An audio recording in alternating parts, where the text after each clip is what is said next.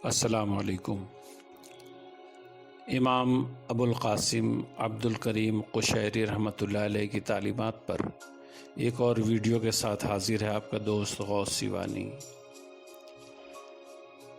ظاہر کی آنکھ سے نہ تماشا کرے کوئی، ہو دیکھنا تو دید دل وا کرے کوئی۔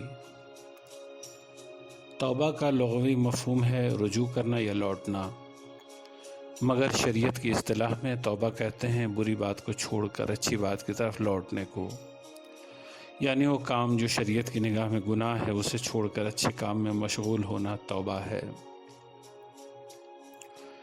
اہل تصوف کے نزدیک توبہ پر قائم رہنے کے لیے ضروری ہے کہ بندہ اپنے برے دوستوں سے الگ ہو جائے، کیونکہ یہی دوست اسے توبہ توڑنے پر اکساتے ہیں، اور وہ توبہ درست نہیں جو ٹوٹ جائے۔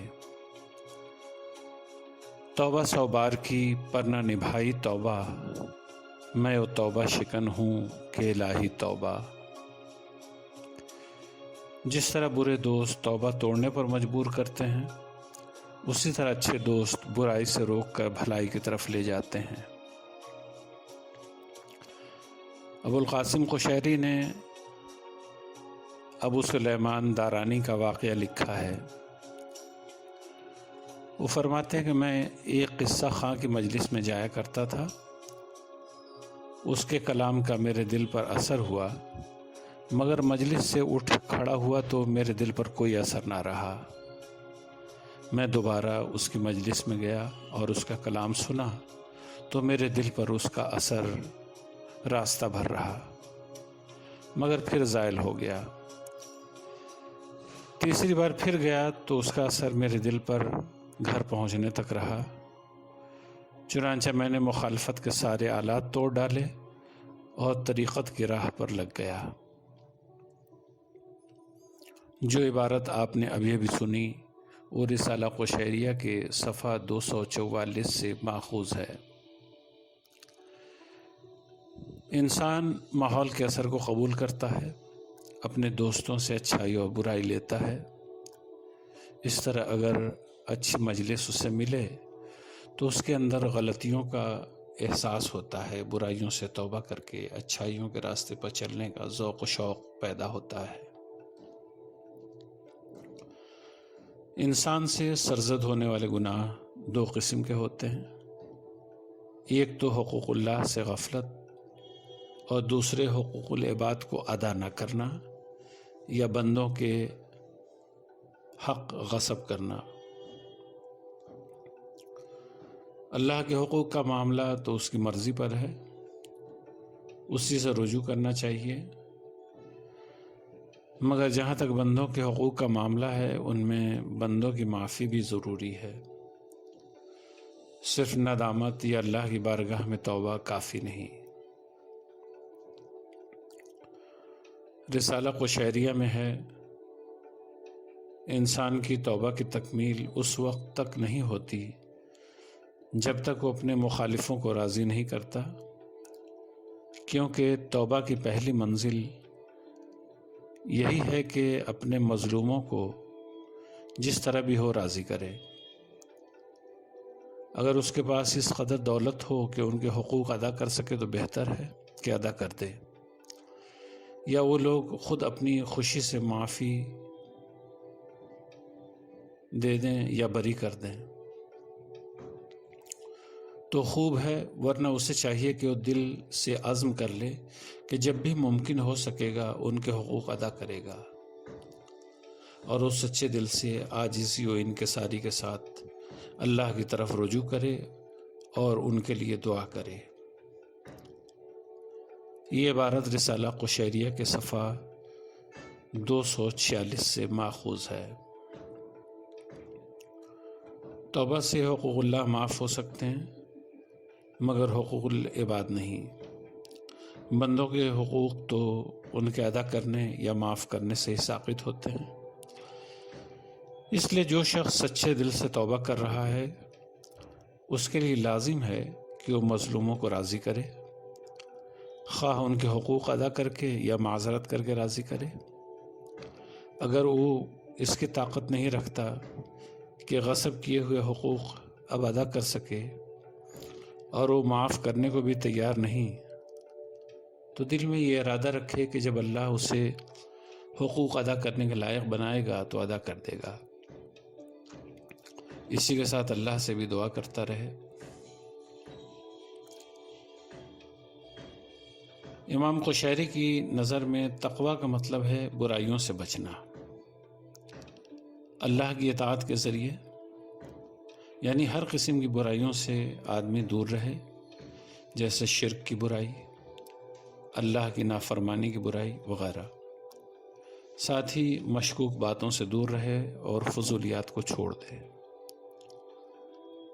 تقویٰ کا بلند درجہ یہ ہے کہ اللہ کی اس طرح اطاعت و فرما برداری ہو کہ پھر نافرمانی نہ ہو، اسے اس طرح یاد کیا جائے کہ پھر کبھی فراموش نہ کیا جائے، اور اس طرح اس کی شکر گزاری کی جائے کہ پھر ناشکری نہ ہو۔ ابو القاسم عبد الکریم قشیری نے اس تعلق سے کئی صوفیہ کے اقوال بیان کیے ہیں۔ ابو القاسم نصر آبادی کا قول ہے، تقویٰ یہ ہے کہ انسان اللہ کے سوا ہر چیز سے بچے۔ نصر آبادی کا ہی قول ہے، جو شخص تقویٰ پر ڈٹا رہے وہ اس بات کا مشتاق ہوگا کہ دنیا کو چھوڑ دے۔ سہل تستری نے فرمایا ہے کہ جو شخص یہ چاہتا ہے کہ اس کا تقویٰ درست ہو، اسے تمام گناہوں کو ترک کر دینا چاہیے۔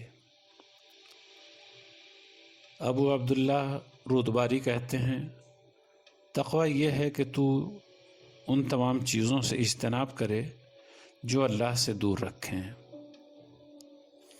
ابن عطا کا قول ہے، تقویٰ کا ایک ظاہر ہے اور ایک باطن۔ اس کا ظاہر یہ ہے کہ اللہ کی حدود کا لحاظ رکھا جائے، اور باطن نیت و اخلاص ہے۔ طلق بن حبیب کا کہنا تھا، اللہ کے عذاب کے ڈر سے اللہ کے نور کے مطابق اطاعت خداوندی پر عمل کرنے کا نام تقویٰ ہے۔ یہ عبارت رسالہ قشیریہ سے ماخوذ ہے۔ تقویٰ کے تعلق سے مختلف اہل تصوف کے مختلف اقوال ہیں، مگر ان سبھی باتوں میں جو بنیادی چیز نظر آتی ہے وہ اطاعت ہے، اور جس چیز سے سب نے ممانعت فرمائی ہے وہ معصیت یا گناہ ہے۔ صوفیہ تقویٰ کے معاملے میں انتہا پسند نظر آتے ہیں، جیسا کہ ابن سیرین علیہ الرحمہ کے بارے میں ملتا ہے کہ انہوں نے گھی کے 40 مٹکے خریدے۔ غلام نے کسی ایک مٹکے سے چوہا نکالا، مگر اسے پتہ نہیں تھا کہ کس مٹکے سے نکالا ہے، لہٰذا انہوں نے تمام مٹکے انڈیل دیے۔ یہ ممکن تھا کہ اس صورت میں شریعت کے حکم کے مطابق فتویٰ پر عمل کیا جاتا، مگر ابن سیرین کا تقویٰ تھا کہ تمام مٹکے انڈیل ڈالے۔ اسی طرح امام ابو حنیفہ رحمۃ اللہ علیہ کے متعلق آتا ہے کہ انہوں نے کپڑے میں لگے کیچڑ کو دریا میں جا کر دھویا۔ کسی نے دریافت کیا کہ آپ تو اس کیچڑ کی حالت میں نماز کو درست قرار دیتے ہیں، پھر دھونے کی کیا ضرورت تھی؟ امام ابو حنیفہ نے فرمایا، ہاں، مگر وہ فتویٰ تھا اور یہ تقویٰ ہے۔ امام الصوفیہ مولا علی رضی اللہ تعالیٰ عنہ فرماتے ہیں، دنیا میں لوگوں کے سردار سخی ہوتے ہیں، آخرت میں لوگوں کے سردار متقی ہوں گے۔ یہ عبارت رسالہ قشیریہ سے ماخوذ ہے۔ امام قشیری نے تقویٰ کی کئی قسمیں بتائی ہیں۔ وہ لکھتے ہیں، عوام کا تقویٰ یہ ہے کہ وہ شرک سے بچیں، خواص کا تقویٰ یہ ہے کہ وہ اللہ کی نافرمانی سے بچیں، اولیاء کا تقویٰ یہ ہے کہ وہ اپنے افعال کو وسیلہ بنانے سے بچیں، اور انبیاء کا تقویٰ یہ ہے کہ وہ افعال کو اپنی طرف منسوب نہیں کرتے۔